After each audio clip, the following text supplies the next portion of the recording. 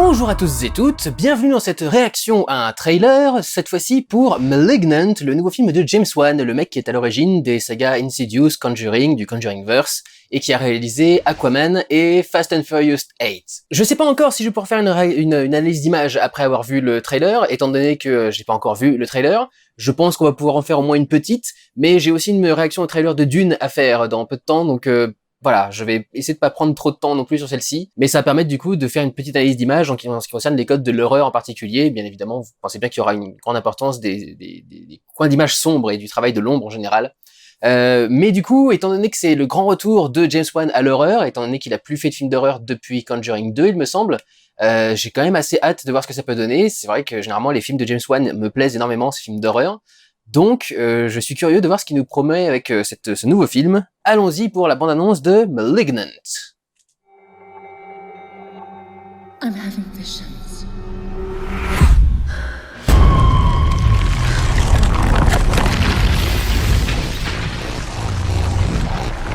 Oh, c'est space comme effet.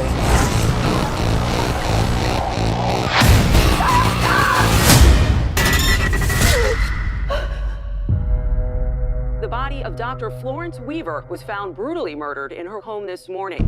Did you know her? No, but I saw her die. I'm seeing things.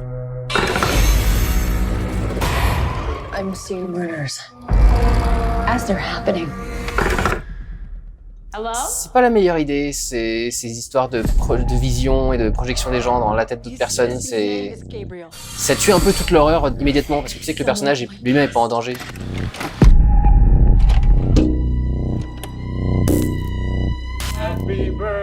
Whatever happened to you before you joined our family hurt you in a way that I can't even imagine.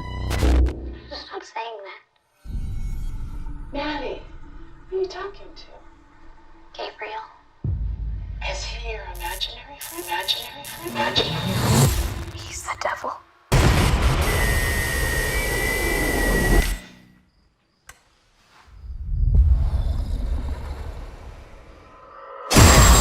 Classique depuis Lights Out. Whatever it was. It's back. He killed again. He's getting closer. He wants to talk to you.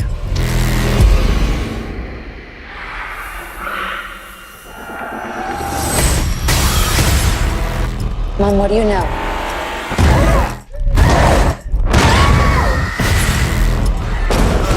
He's coming for me.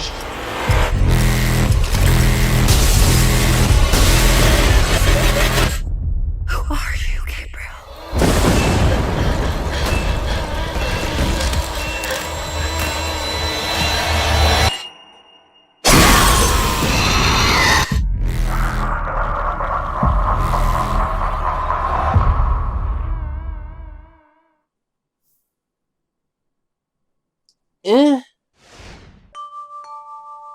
Bof.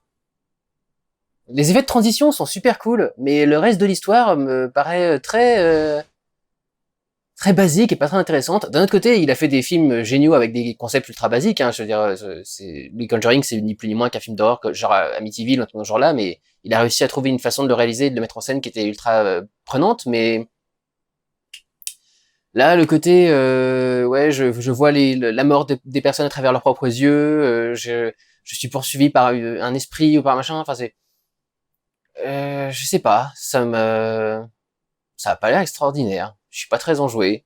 Il y avait un film qui avait exactement ce scénario qui s'appelait Les yeux de Julia, je crois, qui était basé comme ça sur une nana qui voyait la mort des autres personnes arriver en étant à leur place, derrière leurs yeux en fait, pendant les scènes où elle s'était attaquée.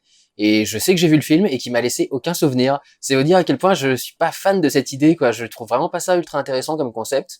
Parce que du coup, le personnage principal, il est en sécurité pendant toutes ces scènes d'attaque. Et la question, c'est quand est-ce que ça va enfin être son tour à elle, ou à lui, pour le personnage en général. Mais enfin, ouais, ça crée pas une tension extraordinaire, ça crée pas une peur extrême. Enfin, je sais pas, ça me paraît foireux comme concept de base. Et puis alors niveau image, j'ai pas grand chose à analyser. Il y a évidemment un travail global des lumières plutôt sombres, comme avec le premier plan par exemple. J'adore parce que la meuf elle dort avec toutes ces lumières allumées dans la chambre. Oui, donc voilà, on travaille des zones plus claires sur le personnage et puis tout le reste est baigné dans la pénombre, avec des températures de couleur de la lumière qui sont pas spécialement chaudes ou plutôt qui vont vers les couleurs froides. Il y a ce plan de transition qui est original en ce sens que la caméra est très proche du sol et c'est pas habituel ou normal pour faire ce genre d'effets spéciaux, mais honnêtement je pense que ça a été grugé. Je pense que la caméra est renfoncée dans le sol et qu'ils ont dû recréer un sol en 3D. Même ses mains ont l'air un peu bizarres, t'as l'impression qu'elles ont été refaites également dans les effets spéciaux. Mais cet effet de transition est très étrange parce que on dirait dans Adobe Premiere, il y a une option pour ralentir les images sans faire de l'image par image très saccadée, le flux de pixels ou un truc dans ce genre-là, qui permet d'imaginer, c'est une intelligence artificielle qui imagine l'image qu'il pourrait y avoir entre deux frames quand on fait un ralentissement. Et quand on a deux choses qui sont très différentes pour lesquelles il faut ralentir, s'il y a un cut par exemple entre deux images, ça crée tout un tas d'artefacts et de parasites un peu étranges. Et j'ai l'impression que c'est comme ça en fait que le décor se transforme autour d'elle. Ce qui est effectivement très étrange visuellement, ce qui fait un truc qu'on n'a pas trop vu, enfin c'est un effet de transition qu'on n'a pas trop vu, mais c'est pas effrayant en soi, quoi, donc c'est pas quelque chose qui va aider le film à mon sens à faire peur. Là il y a quelque chose qui essaye d'émuler le principe d'un travelling compensé, donc un travelling compensé c'est quand on fait avancer la caméra et qu'en même temps on dézoome sur l'objectif, au contraire quand on fait reculer la caméra et qu'on zoome avec l'objectif, ça garde du coup certains éléments du cadre au même endroit, alors que tout le reste est déformé en termes de distance. Mais là, ça c'est assez clair que c'est grugé, notamment parce que le fond vibre à certains moments avec ses pulsations cardiaques, je suppose. Voilà, il n'y a pas grand-chose à dire là-dessus non plus. Ce qui est plus intéressant, je dirais presque dans ce plan, c'est que vous voyez, la lumière, en fait, c'est une réfraction de la lumière. C'est-à-dire que elle, son visage n'est pas éclairé, c'est son pull qui est éclairé et qui il rediffuse la lumière du coup sur son visage, ce qui lui donne du coup une teinte assez bleue et ce qui lui donne quelque chose d'assez effrayant et ce qui lui permet de rester majoritairement dans l'ombre et donc de travailler cette notion d'angoisse et de peur. Là, il y a un jeu avec cette maison dans la nuit avec la brume qui permet du coup de diffuser la lumière des lumières de police et puis des lampes torches, ce qui crée du coup une atmosphère assez étrange. D'un seul coup, on a une atmosphère qui est assez rouge, un petit peu mauve d'ailleurs parce que c'est un peu mélangé avec le bleu de l'autre partie des lumières de police. Et puis à côté des lumières de police, des halos de lumière assez bleuâtres également, ce qui crée du coup des lumières qui sont assez froides et une lumière parmi elles rouge qui est la couleur de la peur et du danger. Donc là, il y a quelque chose d'un peu intéressant. Et puis là, une figure de style qui va être très utilisée dans ce film, manifestement notamment par rapport à l'esprit démoniaque. Ça, c'est tellement ridicule. C'est qui ton ami légionnaire? C'est le diable. Oh, Sandek. Donc oui, on a beaucoup de travail de la silhouette, des personnages qui sont éclairés uniquement avec une lumière de dos ou de côté, mais qui ont quasi tout le visage dans l'ombre. Et là, dans ce plan-là, on s'amuse à surcadrer du coup les personnages au fond d'un couloir avec du coup ce jeu d'ombre. Avec le reste du décor, c'est ce qui retranscrit l'isolation du personnage et le fait que ce soit une petite chose un peu fragile également, et ça crée un semi-parallèle entre elle et l'entité. J'ai l'impression que l'entité a un peu ses cheveux ou un truc dans ce genre-là, donc du coup il doit peut-être y avoir un lien comme ça entre les deux. Peut-être que le twist ça va être qu'en fait c'est elle qui bute des gens et qu'elle se rend pas compte, elle fait une dissociation de personnalité ou un truc dans ce genre-là. Et du coup voilà, j'ai pas grand-chose de plus à dire, c'est une silhouette.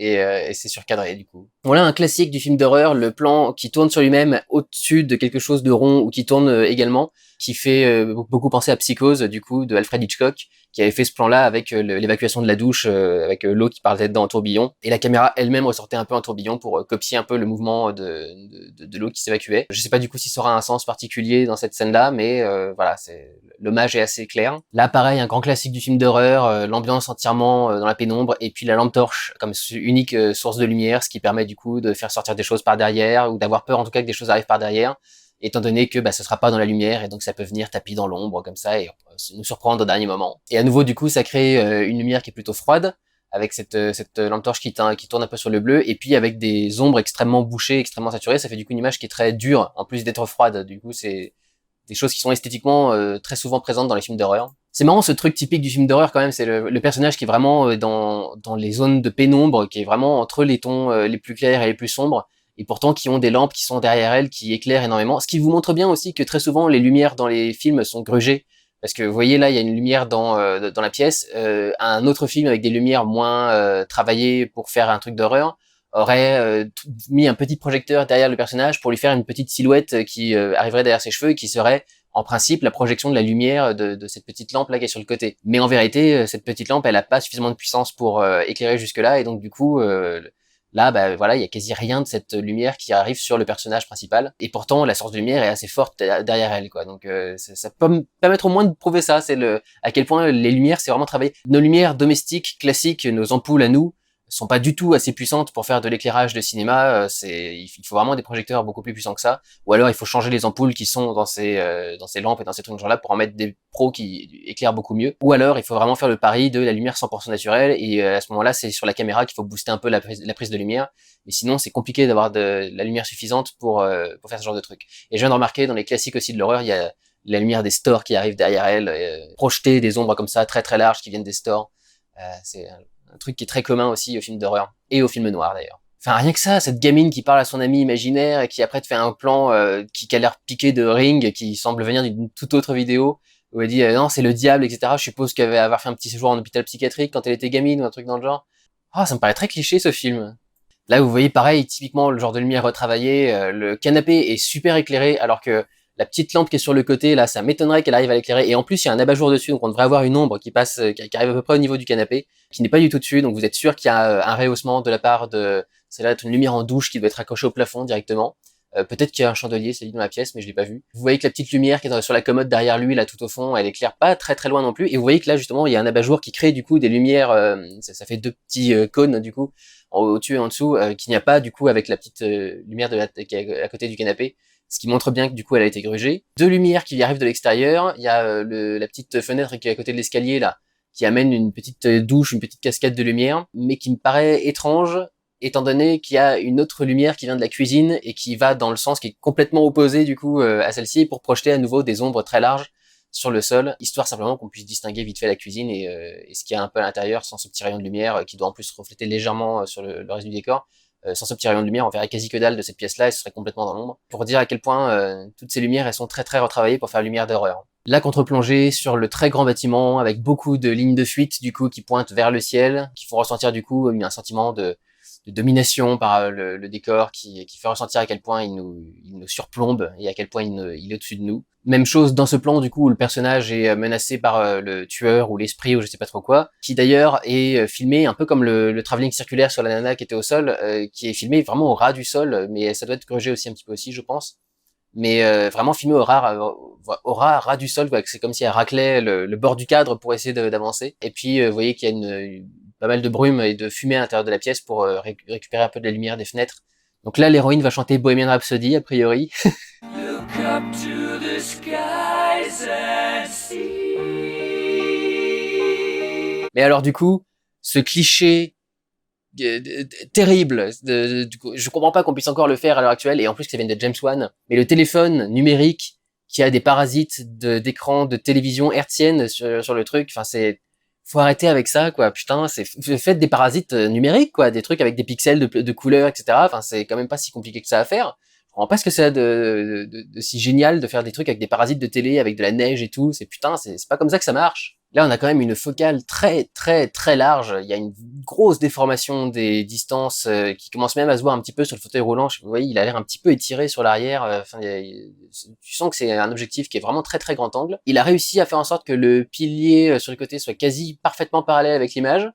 Ça, pour le coup, c'est cool, bonne réussite, pour que les personnages soient vachement dans l'ombre, étant donné qu'ils filment quelque chose qui est dans une journée plutôt claire et positive. Du coup, il y a un grand soleil, il y a quasi pas de nuages dans le ciel. Il a attendu que l'ombre remplisse presque tout le jardin pour qu'il y ait le moins quand même de lumière possible dans le plan et que ça fasse quand même quelque chose d'assez sombre. Et il a travaillé l'étalonnage de la lumière pour que ce soit particulièrement bleu, alors qu'à mon avis, son image de base là, elle doit être particulièrement jaune, et peut-être même un tout petit peu surexposé. Sur les feuilles, là, j'ai l'impression que c'est à deux doigts d'être cramé quand même. Là, petite astuce au niveau de la lumière aussi, pour montrer justement l'opposition entre le personnage qui est enfermé dans son coin de sûreté et l'esprit qui a envie d'essayer de l'envahir, faire un contraste sur la température de couleur de la lumière, pour avoir du coup l'intérieur de la pièce qui est plus bleuté avec l'ambiance plutôt nuit, et puis l'extérieur avec les lumières d'intérieur qui sont l'extérieur de la pièce, mais qui est toujours à l'intérieur dans la maison, avec les lumières du coup d'intérieur qui sont avec une teinte un peu plus jaunâtre, qu'ils essayent de rendre un peu plus blanche quand même dans le truc, pour que ça tire un peu plus vers le bleu, qui est plus une couleur habituelle du film d'horreur,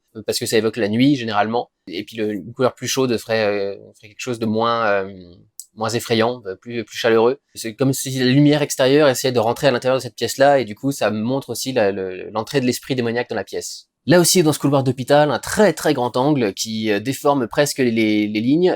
Pour le coup, elles deviennent pas rondes, elles sont pas courbées comme on l'avait avec certaines vieilles lentilles, mais tu sens vraiment une grosse déformation dans les lignes au fur et à mesure qu'on arrive sur les bords du cadre, qu'on s'éloigne du centre de l'image. Et puis, il y a le fait que la caméra soit au-dessus des personnages, ce qui donne un côté étrange, comme le regard d'un esprit, par exemple, qui flotterait au-dessus du sol pour regarder le reste de l'environnement. Quelque chose d'un petit peu angoissant. Et à nouveau, on peut voir sur la porte des lumières de store. Je vous ai dit, c'est un grand classique des films d'horreur, la lumière de store à la fenêtre qui est tirée du coup sur les murs. Et puis notre deuxième silhouette, du coup, je vous ai dit, travail des silhouettes qui sera récurrent dans ce truc-là parce que l'esprit, elle est toujours filmé en ombre et en silhouette comme ça. Ce plan-là, je le trouve un peu plus intéressant, ce zénithal avec également des distances extrêmement augmentées. Il y a un côté épée de Damoclès qui est très clair du coup sur le truc, mais il y a aussi un côté, la caméra est tellement loin en fait et les distances sont tellement exagérées qu'on a presque l'impression de filmer une maison de poupée en fait. Ça rend aussi le personnage beaucoup plus vulnérable et beaucoup plus tu sens que c'est une petite chose quoi, mais ce plafond il est très très très très haut quand même. Donc il y a un truc, soit c'est l'objectif qui est extrêmement grand angle, soit c'est les murs qui ont été exagérés, mais il y a un truc particulier avec cette pièce. Et là on a un petit peu le même esprit, on n'est pas en zénithal absolu, mais on est quand même dans un plan qui est très très au-dessus du sol. Et encore une fois, des distances qui sont très exagérées grâce aux objectifs et qui font des lignes de fuite assez particulières. Et là encore, on travaille une espèce de dualité, une confrontation entre le personnage et puis la forme démoniaque, avec du coup elle qui est éclairée en rouge, qui est une couleur qui est très angoissante puisqu'elle signale le danger, et le reste de la pièce qui est beaucoup plus bleu, même bleu un petit peu vert presque, qui donc rappelle à nouveau la nuit, rappelle l'horreur. Et donc à nouveau on travaille deux couleurs qui évoquent plutôt quelque chose d'effrayant. Donc on a le bleu qui est très froid et puis le rouge qui là est le rouge des enfers quasiment, le rouge du danger, le rouge sang. Donc on a un contraste du coup entre ces deux couleurs qui est assez intéressant. Mais pour le reste, je suis un petit peu déçu quand même. Je m'attendais à beaucoup plus intéressant que ça et beaucoup plus impressionnant au niveau des plans, etc. C'est que le premier trailer, donc peut-être qu'on en aura plus dans un autre trailer qui sortira plus tard. Mais là, pour l'instant, ça m'a pas l'air extraordinaire. D'un autre côté, je pense que si j'avais regardé les bandes annonces de Conjuring et Insidious, j'aurais pas eu l'impression que c'était des films extraordinaires. C'est vraiment quand on sera devant le film avec la possibilité de voir tout ça se dérouler dans la bonne ambiance, avec le rythme, le montage, la musique, etc. Ce sera sans doute plus intéressant. Là, juste comme ça, les images, pas très convaincu que ce soit extraordinaire, quoi. Voilà pour cette petite réaction assez rapide, plus rapide que d'habitude. J'ai vraiment sélectionné les plans sur lesquels je voulais revenir. Au trailer de Malignant. Dites-moi du coup ce que vous en pensez dans les commentaires, est-ce que ça vous intéresse, est-ce que ça vous intéresse pas du tout. Et puis en attendant, prenez soin de vous, allez voir des films. Ciao!